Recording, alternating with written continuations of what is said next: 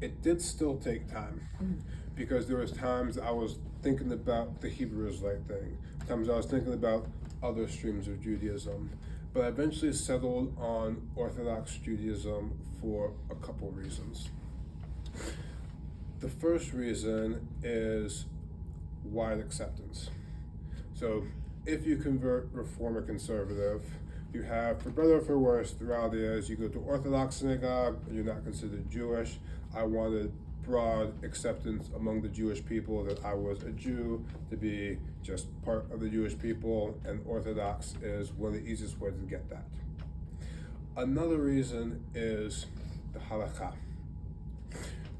Rules are not nearly as bad as most people think about them. Following rules gives you freedom in ways you can't imagine. So I've worked full-time as a fitness professional for 10 years. And so a lot of the ways I think are I analogize things to problems in fitness because it lets me come to solutions faster. A lot of people say, I don't want to stick to this diet because, I want my freedom and I want to be able to eat what I want to eat, and I'm not going to let your arbitrary rules stop me from doing what I want to do. Which is true, but now they've lost the freedom to change their weight. By sticking to the rules of a diet, you now have the freedom to get the body that you want. There is a lot of rules in Orthodox Judaism, and they sometimes can seem cumbersome, but if you think about them a lot and you notice what they do to your lifestyle and your community, they give you an awful lot of freedom. For example, you go to an Orthodox synagogue anywhere in the world, follow the prayer service because it'll be in Hebrew and pretty much the same thing as everywhere else.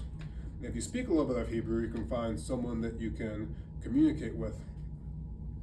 During Corona lockdowns, I remember talking to some of my friends in the States about how you can't really meet up with people, go out to places. I was like, oh yeah, my life's not like that because I've got a good group of friends who all live within walking distance of each other because we all go to the same shul and have to walk to shul. So I've got I can't drive anywhere. Well, I've got a community I can hang out with no matter what, which did turn into a few weeks of drinking whiskey every day with the woods when we couldn't work, but eventually we got past that. And even things like kashrut laws, when you follow kashrut laws, you can't separate yourself too far from the Jewish supermarket, so you're never that lone Jew by yourself unless you make the intentional decision to do it for a reason that's meaningful to you. So again, rules sometimes aren't fun to follow, but sometimes give you freedom in other ways. And I think that Orthodox Judaism keeps that tradition, and there's a lot of value to following the rules. Not saying that everyone should do it, but my personal decision is to do it.